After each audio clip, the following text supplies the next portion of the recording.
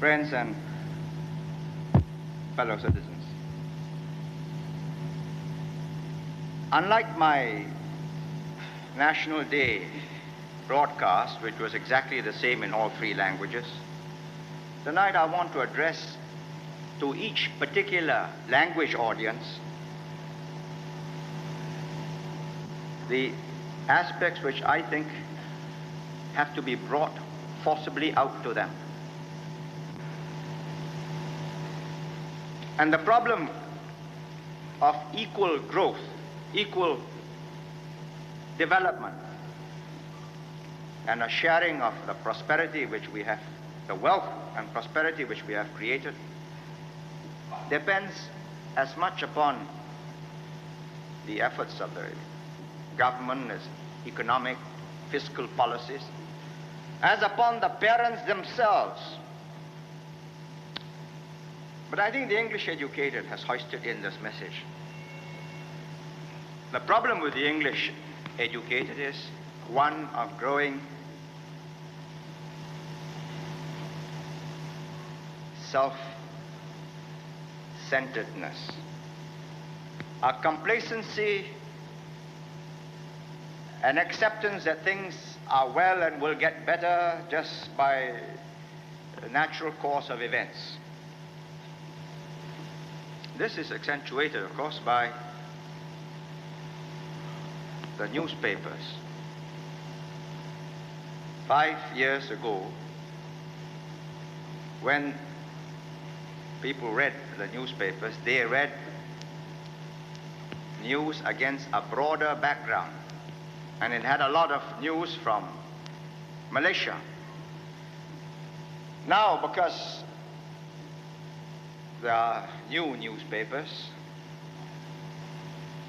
for the Straits Times to compete against, they have also become Singapore-centered, and very little news about what is happening around us. They put the world news as a supplement in the center page almost. So, people open it and say, well, what's it all about? Middle East and Vietnam, and they throw it out and they look for the Singapore pages.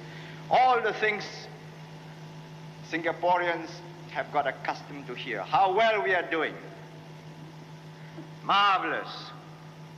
Praise from all quarters. And this breeds a comfortable, secure, insular smugness. We simply cannot afford not to take an interest in what is going on around us. 1965-66, the problems were primarily Singapore problems. How do we make the grade? How do we make a living as a country, as a people? And there were real problems of security. 2 battalions which were officered and manned by mainly non-Singaporeans. Will they take the orders of the government? Perhaps. Fortunately, it was never put to the test. Now there's a sense of security. Quite right. We've worked for it. We are prosperous, but we must not become self-centered. Our problems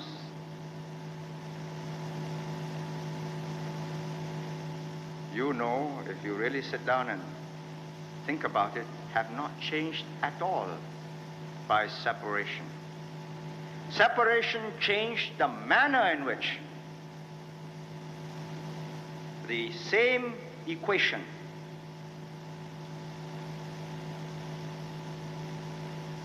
will have to finally come to some balance. At the end of July every year, I get in the facts and figures of our performance. They are indicators of whether we are going up or we are going down, and if we are going up, at what speed.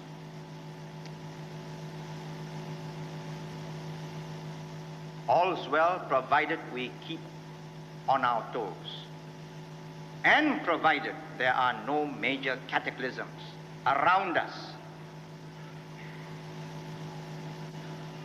I was reading a Hong Kong weekly. It had a focus on Singapore, so I flipped through. And it said that we were fortunate because, now I didn't say this, and this is very important. The Hong Kong Weekly said, we benefited or we profited from Malaysia's problems in May last year. I thought, what a foolish assessment. Short-term capital outflow, perhaps marginally. If 1 million came here, probably only 100,000 will be left and 900,000 will be sent abroad. London, New York, Sydney, Perth, Vancouver. It's not in our interest to have instability, insecurity around us, whether it's in Indonesia with President Suharto, whether it's in Malaysia with Tunku, Tun Razak, Tun Ismail. It is in our interest that they prosper. And I was discussing with one of the ministers who came down recently, Tun Ismail, this problem of the brains drain. It's also not in our interest that there should be a brains drain, because out of 10, maybe high quality or high level manpower, maybe 1, 2 will stop in Singapore. The others, once they have decided to pack up, they go beyond. When you know, Mr. Trudeau went to my community center a few months ago, and he said to my community center management committee, and I didn't, he said it in all sincerity. He said, well, look, come to Canada. You've got skills, you've got education, you're welcome. I know that. I spent 5 weeks in Vancouver in the University of British Columbia, and I know that there's quite a sizable Chinese community there. I thought to myself, well, you lose all the people with enterprise, with drive, with thrust to places like Vancouver, you will be that much impoverished. Your development will slow down. Unemployment will increase. Social unrest becomes intense. Guerrilla insurrection becomes almost an inevitable and logical conclusion. So I told Tun Ismail, I said, you know, when we, in 1959 and 60, put some measures into force, they were necessary, or we believed them to be necessary at that time. A lot of teachers, civil servants, doctors, and other professional types, they moved over to Kuala Lumpur, some to Johor Bahru. Now, if they had gone to Vancouver, they would never have come back. Fortunately, they went to Kuala Lumpur and Johor Bahru, so when things settled down and they decided that we were not a communist government after all, they came back. And therefore, when a Malaysian comes to Singapore, we let him. We do not try to stop him from practicing either as a doctor or a lawyer or any other profession, because we believe that way, when things turn out well, as we hope they will, then the brains would not have been lost. Now, but meanwhile, we've got to get on with our job. And our job requires a growing awareness of the wider problems. When I say we have to be on the alert, we have to be on our toes, is not just another cliche. In 1972, there's a presidential election in America. As things are going on at the moment, the chances are there will be intense pressures for a complete American withdrawal from South Vietnam. And the whole of the South Vietnam, Laos, Cambodia, Indo-Chinese area, Indochina. Well, what happens after that, if it takes place? The Americans are making it quite clear.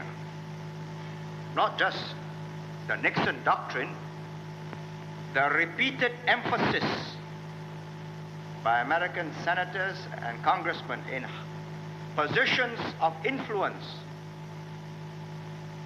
the opinion formulators, people who not just telecast news or write columns in important newspapers, but people who help formulate policies, their thinking digits, who publish articles in Foreign Affairs, which is one of the most important journals on American foreign policy thinking.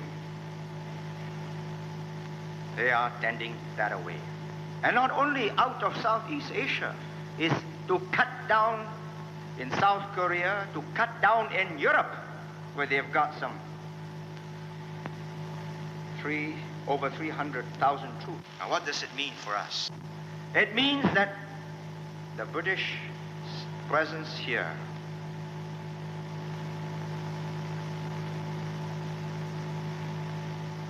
gives us a little time, maybe 4 years, perhaps if the Tories win again, 8 years, 9 years, or perhaps like the last time, 13 years. But that depends on the British economy, how strong it is, or how weak it can become with successive labor problems, dock strikes. And they are under pressure to make more and more commitments to Europe. Eventually, as I envisage it, we will be important because we are an important naval junction. So there will be ships, which we welcome. Will there be the same commitment?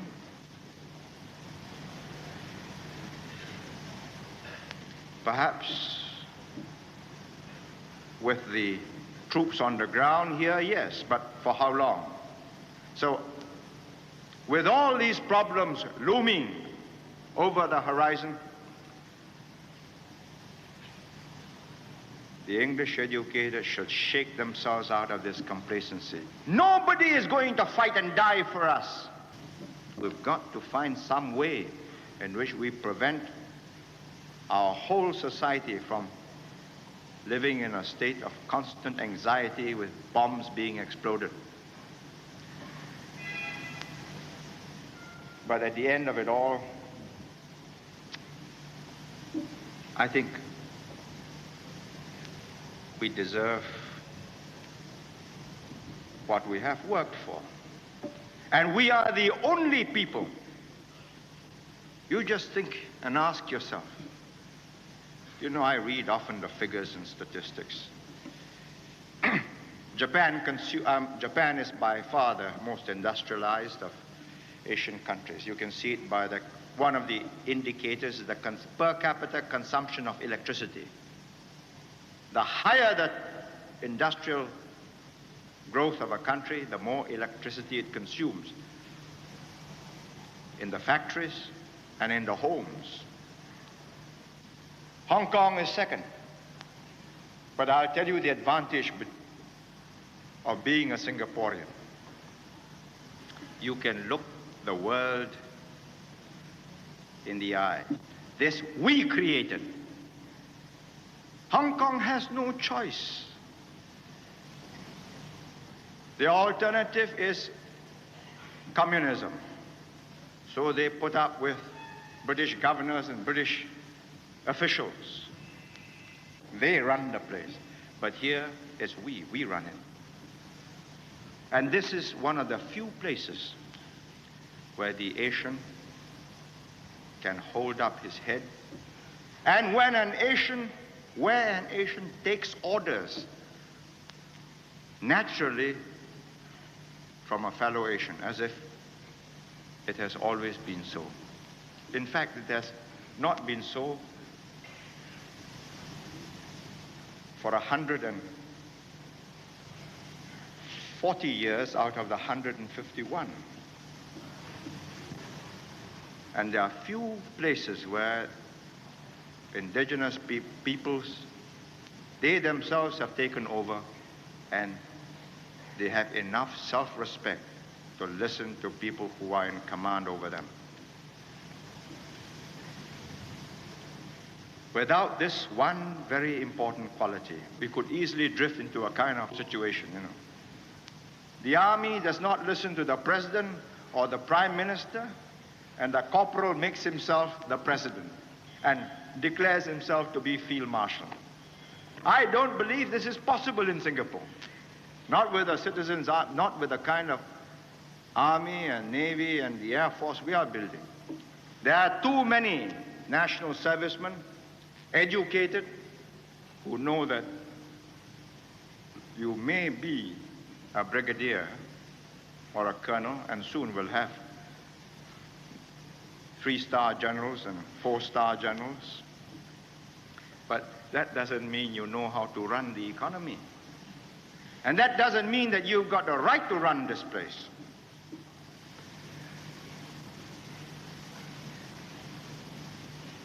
And my hope is that whilst we have reasons for satisfaction and congratulations on this 5th anniversary, let us not forget that success brings new problems.